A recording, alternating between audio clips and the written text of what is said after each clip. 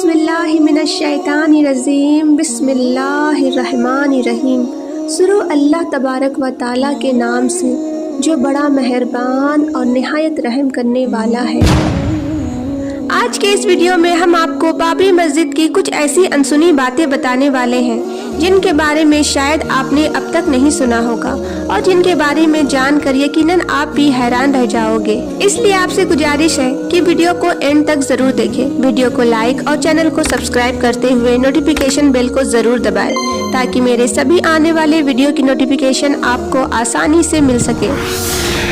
सबसे पहले तो हम आपको बता दें, ये बाबरी मस्जिद भारत ही नहीं बल्कि एशिया की भी सबसे फेमस यानी सबसे मशहूर मस्जिद थी।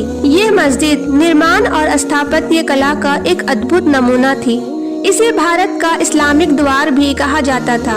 बाबरी मस्जिद को बनाने में लगभग 2000 से भी ज्यादा मजदूरों ने काम किया था। इसे बनाने के लिए दुनिया भर से इंजीनियर और आर्किटेक्ट बुलाई गई थी। इस मस्जिद का निर्माण 1528 में बाबर के एक सेनापति मीर बाकी ने करवाया था। बाबरी मस्जिद 16वीं सदी में बनी उत्तर प्रदेश की सबसे बड़ी मस्जिद थी। इस मस्जिद को बनाने के लिए दुनिया भर से पत्थर लाई गई थी। ये भारत की अकेली ऐसी मस्जिद थी जिसमें आधुनिक एयर सिस्टम का इस्तेमाल किया गया था। इस मस्जिद को बनाने में ऐसी तकनीक का इस्तेमाल किया गया था कि जिससे इस मस्जिद में कभी भी गर्मी महसूस नहीं होती थी।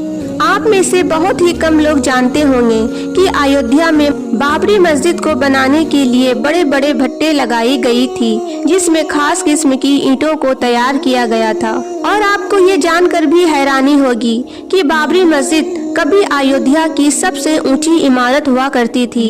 एक समय ऐसा था जब इसके ऊपर चढ़ने के लिए बड़ी बड़ी सीढ़ियों का सहारा लिया जाता था। इस मस्जिद में बना मेहराब 200 फीट ऊंचा था जिसे अजान देने के काम में इस्तेमाल किया जाता था। बाबरी मस्जिद भारत की अकेली ऐसी मस्जिद थी जिसको इस तरह से डिजाइन किया गया था कि अगर कोई इसकी गुंबद के नीचे खड़े होकर बोल देता तो उसकी आवाज पूरी मस्जिद को सुनाई देती। ये अयोध्या की आसपास की सबसे बड़ी मस्जिद थी। इतिहासकारों की माने तो मीर बाकी ने बगदाद से वजू करने के लिए एक ऐसा आधुनिक वाश बेसिन मंगवाया था। इस पर खड़ा होते ही पानी निकलने लगता था। ये वाश बेसिन कई सालों तक बाबरी मस्जिद में इस्तेमाल किया जाता रहा। 3 गुम्बदों से बना बाबरी मस्जिद में एक कुआं भी मौजूद था जिसे सिफा वाला कुआं कहा जाता था। ये कुआं बाबरी मस्जिद के शहीद होने से पहले तक पानी देता था। 19वीं सदी तक इसे वजू करने के लिए इस्तेमाल किया जाता था। बाबरी मस्जिद के शहर में मौजूद इस कुएं का इस्तेमाल हर धर्म हर मजहब के लोग किया करते थे। आप में से बहुत कम लोग जानते होंगे कि बाबर ने भारत में 4 मस्जिद बनवाई है। इनमें से एक है बाबरी मस्जिद जो घाघरा नदी के किनारे पर बनाई गई थी। इस मस्जिद को बनाने के लिए बाबर ने पत्थर काटने वाली 1500 इंजीनियर को बुलाया था। साथ ही बाबर ने भारत में नमाज पढ़ने के लिए इमाम भी रखे हुए थे जो सदियों तक इस्लाम की तबलीग करती रही। और आप ये जानकर भी हैरान हो जाओगे कि बाबर ने बाबरी मस्जिद को बनवाया जरूर था लेकिन बाबर इसे देखने के लिए कभी अयोध्या नहीं आ पाया क्योंकि बाबरी मस्जिद की तामीर मुकम्मल होते ही बाबर इस दुनिया से चल बसा यानी कि उसका इंतकाल हो गया। कहा जाता है कि बाबर अयोध्या को मुगल सल्तनत का सबसे ताकतवर केंद्र बनाना चाहता था। यही वजह थी कि उसने पूरी ताकत लगाकर अयोध्या को मुगल सल्तनत का हिस्सा बनाया था। अयोध्या को पहचान दिलाने में बाबरी मस्जिद का एक बड़ा किरदार रहा है। ये इतनी खूबसूरत बनाई गई थी कि बाद में इसके डिजाइन को ताजमहल में भी इस्तेमाल किया गया था। आप में से बहुत ही कम लोग जानते होंगे ये बाबरी मस्जिद का निर्माण एक ऊंची पहाड़ी पर किया गया था। ये पहाड़ी बाढ़ से बचने के लिए अवध प्रांत की सबसे सुरक्षित जगह थी। बाबरी मस्जिद को मंदिर बताने का सबसे पहला काम निर्मोही अखाड़े का था।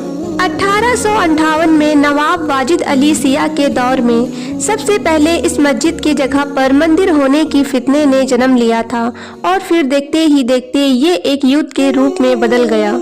अंग्रेजों ने इसकी जांच पड़ताल की और इसे मस्जिद होने का सर्टिफिकेट दे दिया और आपको ये जानकर भी हैरानी होगी कि तुलसीदास ने अयोध्या में बैठकर ही रामचरितमानस लिखी थी, लेकिन फिर भी उन्होंने कहीं पर भी किसी मंदिर को तोड़कर मस्जिद बनाने का जिक्र नहीं किया है और ना ही इतिहास की किताबों में कहीं पर इसका ठोस सबूत मिलता है। जज से लेकर सरकारों ने कई बार बाबरी मस्जिद को मुसलमानों का धर्म स्थल बताते हुए ऐतिहासिक फैसले दिए थे और यही नहीं, 1949 में सिविल जज ने बाबरी मस्जिद को मुसलमानों की मस्जिद बताते हुए कहा था कि ये एक मस्जिद है और इस पर मुसलमानों का हक है।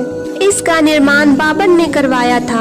आप में से बहुत ही कम लोग जानते होंगे, ये बाबरी मस्जिद में जिस दिन सबसे पहली बार मूर्तियां रखी गई थी वो दिन जुम्मे का दिन था, इसलिए इसके बाद में एक बड़ा विवाद खड़ा हो गया। इसके बाद फैजाबाद कोर्ट के आदेश पर इस मस्जिद पर ताला लगा दिया गया था। जिस वक्त बाबरी मस्जिद के साथ ये सब कुछ हो रहा था उस वक्त कांग्रेस की सरकार थी। नेहरू ने इस विवाद को सुलझाने की बहुत कोशिश की थी, लेकिन वो हर काम में नाकाम रहे। इसके बाद 1986 में राजीव गांधी ने बाबरी मस्जिद के कपाट फिर से खुलवा दिए और उसी वक्त राम मंदिर आंदोलन की शुरुआत हो गई थी। इसके बाद आडवाणी की रथ यात्रा ने सब कुछ बदल कर रख दिया। ये रथ जहां से गुजरा वहां की आबो हवा बदलती गई और फिर इस तरह से भारत में एक नई राजनीति की शुरुआत हो गई। इसके बाद 6 दिसंबर 1992 में अयोध्या में कार सेवकों का ऐलान किया गया और फिर चंद ही लम्हों में 2 लाख से भी ज्यादा कार सेवकों ने बाबरी मस्जिद पर धावा बोल दिया और इसको तहस नहस कर दिया, यानी कि बाबरी मस्जिद को पूरी तरह से गिरा दिया। बाबरी मस्जिद की जिस दिन शहादत हुई वो दिन भारतीय संविधान के लिए एक काला दिन था। सरकार, आंदोलन और नौकरशाहों के सामने ये जो कुछ हुआ ये अपने आप में एक इरादकों काम था। बाबरी मस्जिद को जिस दिन शहीद किया गया इसके बाद अयोध्या में धारा 144 लगा दी गई।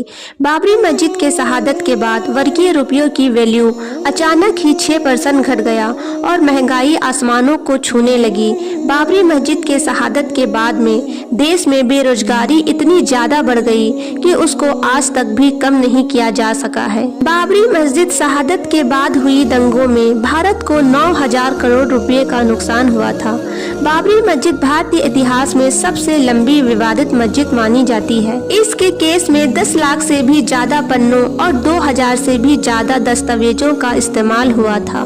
बाबरी मस्जिद के शहीद होने के 10 दिनों के बाद एक इंक्वायरी कमीशन बनाया गया जिसे 3 महीने के अंदर इसकी पूरी रिपोर्ट पेश करनी थी, लेकिन उसने 17 साल बाद अपनी रिपोर्ट पेश की और ये इस तरह भारत का सबसे खराब रिपोर्ट कमीशन बन गया। इसके अलावा हम आपको ये भी बता दें कि बाबरी मस्जिद की शहादत के जिम्मेदार लोगों पर केस दर्ज करने में सीबीआई ने पूरा 1 साल का वक्त लगा दिया था। इसके बाद उन सीबीआई ने 49 लोगों पर केस दर्ज किया था, लेकिन फिर कुछ ही दिनों के बाद वो सारे के सारे लोग बरी हो गए और इस तरह से फिर बाबरी मस्जिद को किसने शहीद किया ये आज किसी को कुछ पता नहीं चल पाया है। इसके बाद 30 दिसंबर 2010 को इलाहाबाद हाई कोर्ट ने बाबरी मस्जिद पर अपना फैसला सुनाया। फैसले में ये कहा गया था कि बाबरी मस्जिद की जगह को 3 हिस्सों में बांट दिया जाए, लेकिन इसके बाद में ये मामला सुप्रीम कोर्ट पर पहुंच गया और आखिरकार सुप्रीम कोर्ट ने 2019 में अपना फैसला सुना दिया, जिसमें बाबरी मस्जिद की जगह मंदिर के लिए दे दी गई। हालांकि सुप्रीम कोर्ट ने ये भी कहा था कि बाबरी मस्जिद को शहीद करना गैर कानूनी था, ऐसा करने वाले सभी लोग अपराधी हैं। इसके बाद भी मुसलमानों ने देश हित के लिए सुप्रीम कोर्ट के इस फैसले को कबूल कर लिया और दूसरी जगह 5 एकड़ जमीन लेने पर राजी हो गए। हालांकि वो जमीन अभी तक वैसे ही खाली पड़ी है, लेकिन दूसरी तरफ उसी वक्त राम मंदिर बनने का काम शुरू कर दिया गया था और अभी कुछ ही दिन पहले यानी 22 जनवरी 2024 को राम मंदिर का उद्घाटन भी कर दिया गया है।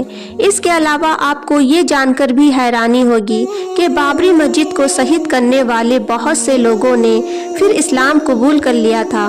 बाबरी मस्जिद पर पहला वार करने वाला बलबीर ने 2 साल के बाद ही इस्लाम कबूल कर लिया था और बलबीर से मोहम्मद आमिर बन गया था और ये वादा किया था कि उसने एक मस्जिद गिराया है। अब वो इस एक मस्जिद के बदले में पूरी 100 मस्जिद बनवाएगा और उसके बाद में ऐसा ही हुआ।